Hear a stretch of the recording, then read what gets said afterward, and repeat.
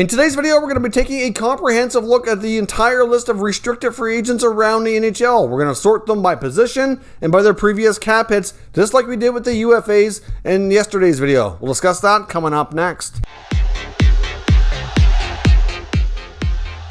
Welcome back to another video here at Top Shelf Hockey. Now, as I mentioned, today we're taking a look at the long list of RFAs around the NHL as we get closer to NHL free agency. Now, if you've been following the channel, you saw yesterday's video, you've seen that we did a comprehensive guide to all of the unrestricted free agents around the league. We broke it down by position as well as their previous contracts, and we're going to do the same thing today except with the RFAs. Now, obviously, with the RFAs, they're restricted, so there's a lot less danger that they're going to be moving on. But in some of these cases, depending on what they can demand for contract based on previous performance, etc., we could see some of these guys possibly end up getting traded. Some of these RFAs have arbitration eligibility as well, which can certainly impact getting a contract done, meaning if the team and the player are having a hard time coming to terms, either or can file for arbitration, and they can get the deal done that way. So it's going to be a short-term deal, but at least the contract gets worked out for next year. And then, of course, in some cases, when the player has less than 4 years of service in the NHL, when they're just completing their rookie contracts, they're not eligible for arbitration. They don't have really any leverage, and sometimes we can see more likely to have a contract dispute in those scenarios, sometimes when possible. And of course, there's always the possibility of offer sheets coming out when it comes to these RFAs. That certainly can cause other teams to get interested if they don't feel their current teams are going to pony up the money they're looking for, or due to cap problems, just can't do it, and makes them, more likely to be in danger that way. So we're going to take an in-depth look here. We'll start with the goaltenders, go to our defense, and then our centers and our wingers, just like we did yesterday for the UFA list. And we'll break it all down so you know what players you're going to be expecting to get new contracts this offseason.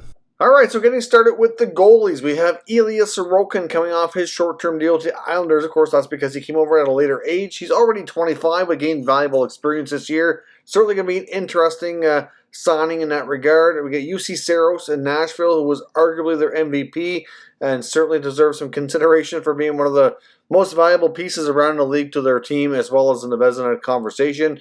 You got Elias Samsonov in Washington, another interesting situation there. Of course, another older Russian goalie come over with a lot of potential. You get Igor Shesterkin, again with the Rangers. All of these guys came over at a later age after spending a lot of time over in Russia.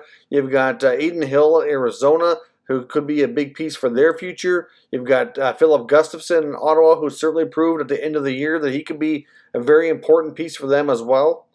We have one of the runners-up to Rookie of the Year, Alex Nedeljkovic in Carolina, another 25-year-old RFA goaltender. That's going to be a very interesting negotiation. He had a solid year and deserves to be a full-time NHLer on a really good contract. He should be the starting goaltender for the Canes moving forward, I think. You get Carter Hart in Philadelphia.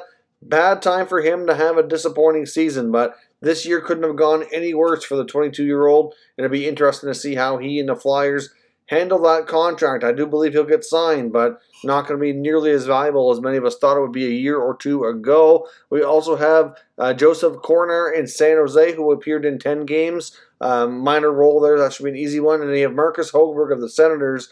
He's already decided he's heading back to Sweden and has signed a 4-year deal, actually, to play over there, so he won't be returning to the NHL anytime soon. Looking at the left shot defenseman here, we have Travis Sanheim of the Flyers, 25 years old. He's a big piece in Philadelphia. I expect him to get probably a longer-term deal. We have Nikita Zadorov in Chicago. I think his future there is debatable, but certainly a guy who can provide a lot of physicality. You got Vince Dunn in St. Louis, another guy very likely to be traded. Put up 20 points in 43 games, but not getting as much of a role due to the guys ahead of him there, so likely he moves on. You've got Adam Pelech in the Islanders. Between him and Ryan Pulock, one of the most underrated, strong defensive pairs in the league. Pelech should be signed to a longer-term deal as well. You had Christian Djoos in Detroit. He's apparently heading over to play in Switzerland, so he won't be signing. You had Connor Mackey in Calgary. He only appeared in 6 games, so that should be a shorter-term deal. You've got Jeremy Davies in Nashville, 24-year-old, only appeared in 16 games, so he won't be getting a huge deal. You have Rasmus Dahlin in Buffalo, the former first overall pick. That's going to be an interesting contract. Not going to be a long-term deal. He probably gets a bridge deal and see if he can get himself back on track here before he signs longer term. We've got Quinn Hughes in Vancouver. That's going to be a mega deal. I know that his agent would like to get him a long-term big money contract, and it's going to be interesting to see if the Canucks can work that out. And of course, he's not the only big ticket RFA for the Canucks to look after this offseason as well. We also have Dennis Cholowski in Detroit, 23 years old. Didn't play a ton this year. So, probably looking at a one-year deal if he gets signed. You got Hughes Valimaki in Calgary. He got more ice time this year. Of course, he was injured majority of the year. I think the whole season, actually, the year before. And then you get Miro Heiskanen in Dallas. He's one of the better younger defensemen around the NHL as well. So I'm going to assume Heiskanen, I'm not sure if they go short or long-term on him. But either way, that'll be another interesting contract to watch for with the Dallas Stars organization. Page here of left shot D. We got Travis Dermott in Toronto. You got Olli Juolevi in Vancouver. Jake Bean in Calgary. Logan Stanley in Winnipeg. All of those guys have certainly proven to get, had pretty decent years in my opinion. You got Libor Hayek in the Rangers organization. Siegenthaler with New Jersey. Lucas Carlson in Florida. Oliver Shillington in Calgary. Cale Clegg in the LA Kings organization. You got Josh Maher in Anaheim. Victor Mete in Ottawa, who they picked up on waivers near the end of the year from Montreal. Gustav Forsling in Florida. He certainly provided some good play for the Panthers, and I think he'll definitely get more term than a lot of these guys. You got Ben Harper in Nashville. If he is re-signed by the Preds, probably only looking at a one-year contract for Harper. Over to our right shot defenseman, there's not as many. We had way more lefty. We got Neil Pionk in Winnipeg. Pionk played a big role there after being traded for Jacob Trouba. He's fit in nicely, and the Jets need to continue building that blue line, but he can be one of the pieces to the solution there. You got Brandon Carlo in Boston, 24 years old. Certainly had some more injuries this year, so to me, I would have predicted a long-term deal before, but I think the Bruins might have some concerns over his health and the injuries he's suffered, so I wouldn't be surprised if we don't get something too long, maybe a 3 or 4 year deal. You don't want to walk him right to free agency, so probably looking at 4 years anyways, but hard to say what Carlo gets, but he's an important piece there. You got Cal Foote in Tampa. You got Connor Timmins in Colorado. Dante Fabro, who is apparently available for trade in Nashville. He was scratched a lot in the playoffs, and many feel he could be moved. You got Henry Yokoharu in Buffalo. Andrew Peeke in Columbus. Cale Makar, who's going to be a mega contract, along with guys like Quinn Hughes, like we mentioned. They're going to get mega deals. They're going to be some of the few players actually getting paid big-time money. And Makar's going to be a very interesting case. And one of Colorado's probably, if not the top priority for them before they can do a lot of other stuff. You got William Borgen in Buffalo. Gustav Lindstrom in Detroit. Didn't play a lot. You got Austin Strand in L.A. Dylan Coughlin in Vegas. And Philip Bronick with the Detroit Red Wings. Now, keep in mind a lot of these guys, too, they may not even be given qualifying offers, and they could eventually become UFAs if their NHL teams decide they don't want to offer up what's required by the collective bargaining agreement. We're now going to have a quick moment here from our channel sponsor, Ekster. Top Shelf Hockey is proud to be sponsored by Ekster. Forbes calls Ekster the most successful smart wallet brand in the world. They certainly have high-quality products, high-grade leather. You can put all your cards in your wallet with RFID protection, and you can track it worldwide. That's the best part. You don't have to worry about losing your wallet and not being able to track it down. They have a great selection of products to choose from here, a variety of colors and styles, something to surely help for everyone. As you can see in the demonstration here for the product I have, this is a beautiful packaging, high quality. When you open it up, you get a high quality wallet with lots of slots for your cards. You have yourself a money clip if you want to carry cash on you here as well. And certainly, as you can see, the quality is outstanding. And here you can see the switch where you can help open up your cards. You just one little click and boom, everything fans out right in front of you. Easy to access. Your cards are protected. And here's the back where you have yet another slot. A terrific overall product, and I can't recommend these enough. Ekster ships worldwide, and you can check out the link down below in the description as well as the pinned comment to buy yours today. Alright, thanks for watching that promotional video from one of our channel sponsors. I certainly appreciate it. Let's dive back into the restricted free agents. Now we're jumping into the center iceman. Some very interesting names here led by Sam Reinhart of Buffalo. Many feel he's going to be traded, that he wants out. I would think Buffalo wouldn't want to move him, but they feel pressure to if he doesn't want to be there anymore based on everything that's gone on in the last few years. You got Andrew Kopp in Winnipeg, who has gradually risen up the ranks there and taken on a bigger role, so I think that contract's important for Winnipeg. You got Jason Dickinson. Joel Eriksson, that's going to be an interesting one too. He certainly had a big year for Minnesota, got a lot of recognition in the Selke voting as well. You got Ivan Barbashev in St. Louis, Jujhar Khaira in Edmonton, Andreas Athanasiou in LA, David Kampf and Adam Gaudette, both in the Blackhawks organization. You've got Lucas Wallmark in Florida, Pius Suter in Chicago, and Isaac Lunderstrom in Anaheim. There is a few of those guys, to be honest. I would not be shocked if they did not get qualifying offers and maybe become UFAs and possibly move on. And I'm looking at guys like Wallmark, maybe Athanasiou. Gaudette's probably questionable as well. The rest of them, I think, would be qualified, but I guess we'll have to wait and see how these teams feel about all these players. Next group of centers includes Jesperi Kotkaniemi in Montreal. Again, going to be interesting. He hasn't had a ton of success in the regular seasons, and after the end of 3 years, he's spent time in the minors, been up and down, but he's been a terrific playoff performer, and you know what? That's going to drive his value up, and it's going to cause him to probably make more money, especially after this longer run they're having in the playoffs this year, than he probably would have got otherwise. You've got Blake Lizotte in LA, Trent Frederick in Boston, Rhett Gardner in Dallas, Elias Pettersson in Vancouver. That's, of course, like with Quinn Hughes, are going to be the two mega contracts we're looking at for their two superstars. Pettersson spent a lot of time injured this year, but he still has a ton of value, and Vancouver sees him as being a mega star for many years to come. So he's going to get possibly might have to do a bridge deal due to cap constraints, but he's going to get signed to a big ticket deal no matter what. Elias Anderson in LA, Philip Hedl in the Rangers. That'll be interesting because the Rangers are going to be a team, I think, maybe making some upgrades this offseason. So we'll see what his role is going into next year. Got Casey Middlestat, who finally came on strong after some changes there, and head coach Don Granato.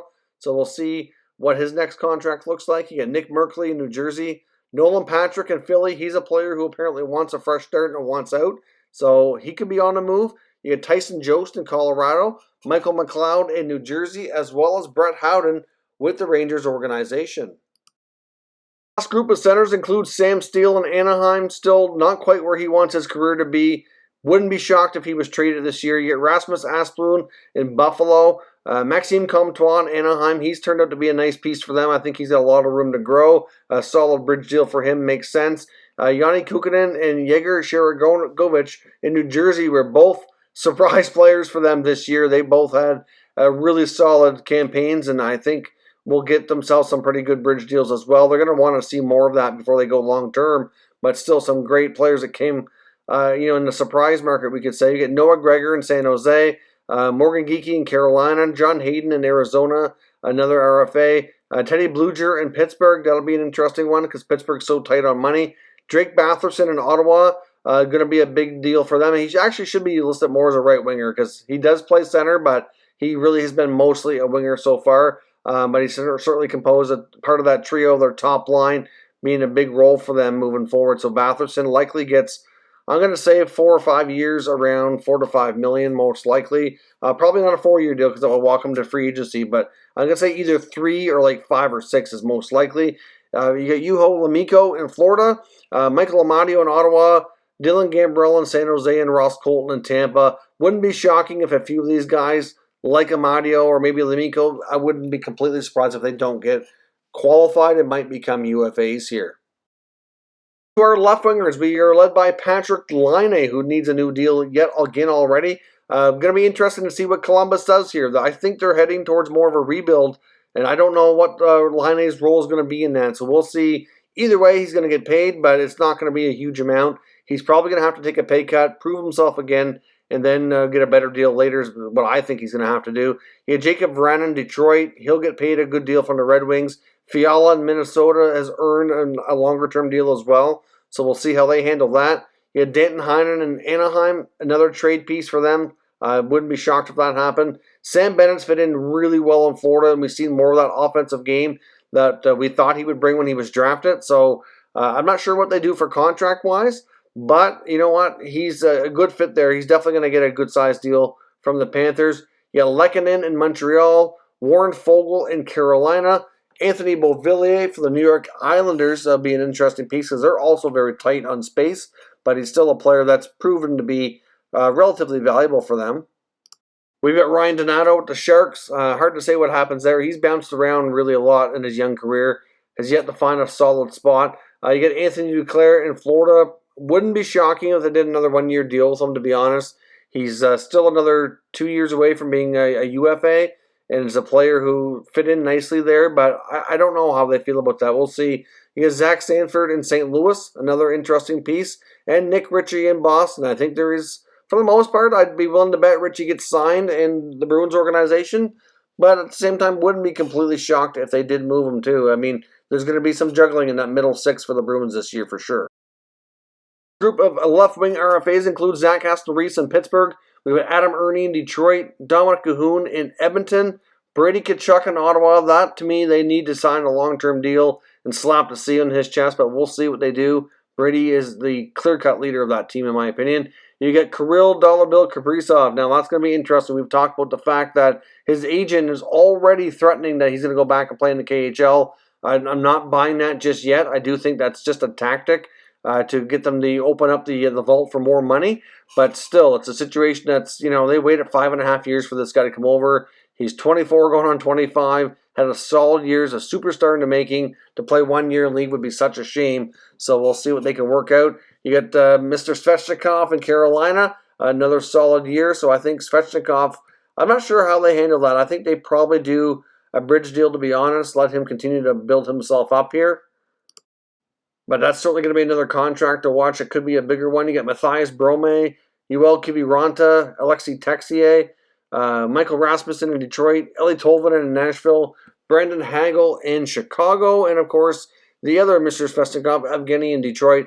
Those bottom 5-6 guys I talked about there are probably all players who get either not qualified, or if they are, they're going to be shorter term, cheaper deals.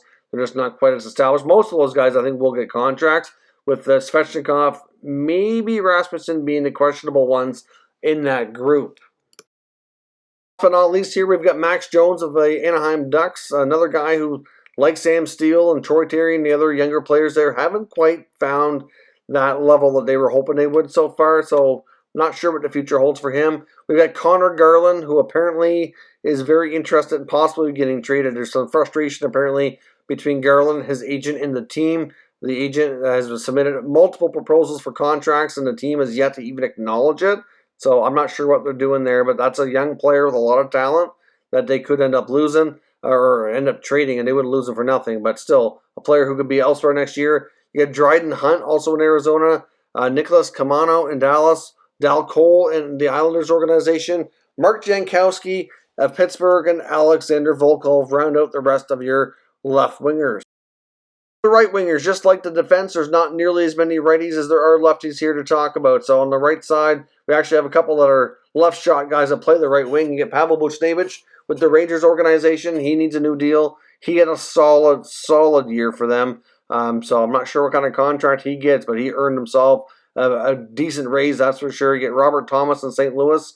Another guy, I'm not sure how they handle that, probably short term. You get Yamamoto in Edmonton.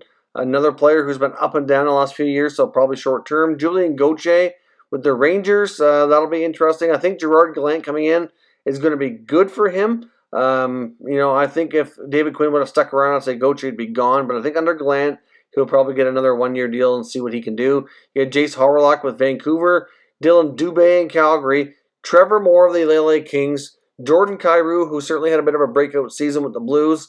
And then, of course, you get Rudy Balcers, who ended up back in San Jose on waivers after being traded to Ottawa in an Erik Karlsson trade, and actually fit in nicely and finished the season strong. So I think he'll get another deal there to stick around. And then you got Matthew Olivier with the Nashville Predators to round out the rest of our RFAs.